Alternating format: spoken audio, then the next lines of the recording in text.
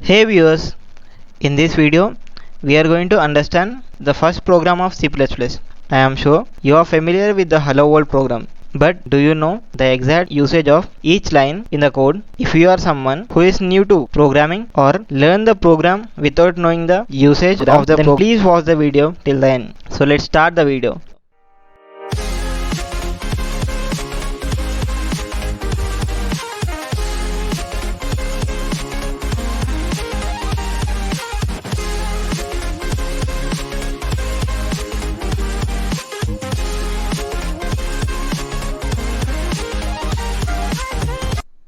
Whatever may be the programming language, the first thing we do is to write Hello World program. Since we are beginning with C++, we should also understand the basic Hello World program. But before getting into the Hello World program, let me briefly explain the process of writing and executing a program. By the way, if you want to know the full process of the execution of a program, check the first link in the description. We have made a video on it.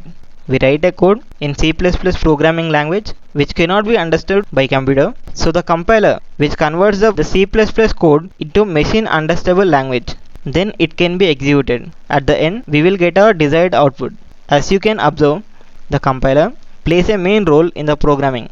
Since we are talking about the compiler, let me tell you a small story. It will be very short. There is a factory worker with name compiler. In the factory organization, there are many factories. All the factories are connected and operated from a main factory. Let's call the main factory as main, so it would be easy. The compiler enters the main factory. In the factory, there are many machines which do different work. But let us look at the two most important machines, cin and cout. To run these machines, the compiler need to follow some instructions. So the instruction says #include iostream.h. The compiler is confused what does it mean. So he checks what is the meaning of the line. So the meaning of the line is to connect the factory to another room which contains all the functions which we need to run the machine. Let the other room name be iostream. So as said in the instruction, he connects the main factory to the iostream. Now we can get our output. You might be thinking, why am I saying this story? Let's try to write our first program according to the story. At first, the compiler will go to main. These parentheses or brackets should be followed here. I will explain you about it later in this video. After entering into the main, we need machines. For our first program, we are just going to use the only cout. So here, this symbol helps the cout in projecting the message to the screen. We write our desired output in the double quotes. At the end, we include a semicolon to tell the compiler this particular command is completed over here. #include iostream will guide the compiler to add the input-output stream to this program. So with the help of the story, we have created the basic syntax. Let's now understand all these terms in terms of programming. The first line of the code, #include iostream.h.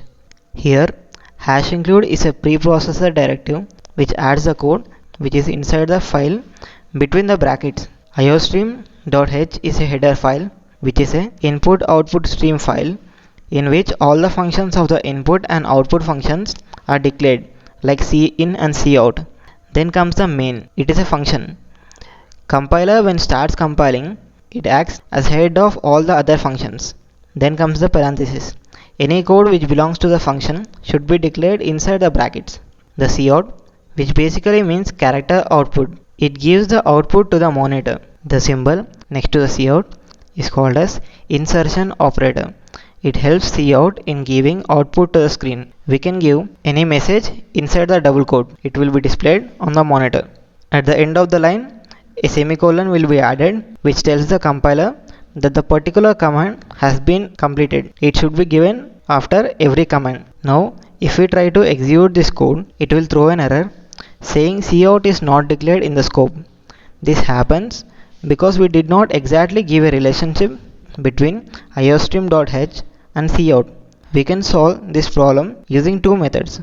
The method one is by adding using namespace std. It would be better if we understand namespace as a part of the code, and inside the std or standard, the functionalities of the cout and cin are declared.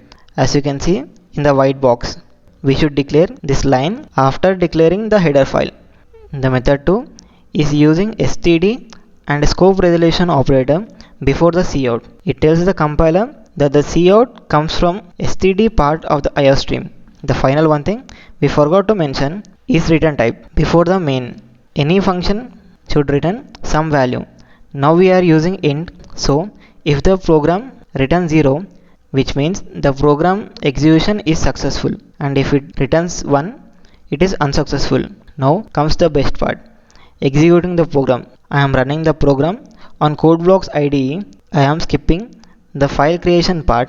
Please watch my IDE installation video. I will give the link in the description. I have covered about IDE in that video. Now I am writing the exact code which we have learned.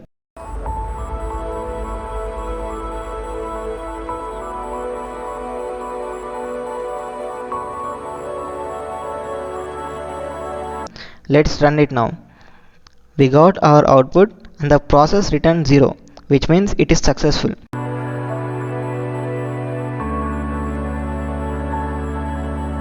We got our output as hello world. That's for today. I hope all your doubts regarding the first program hello world is cleared.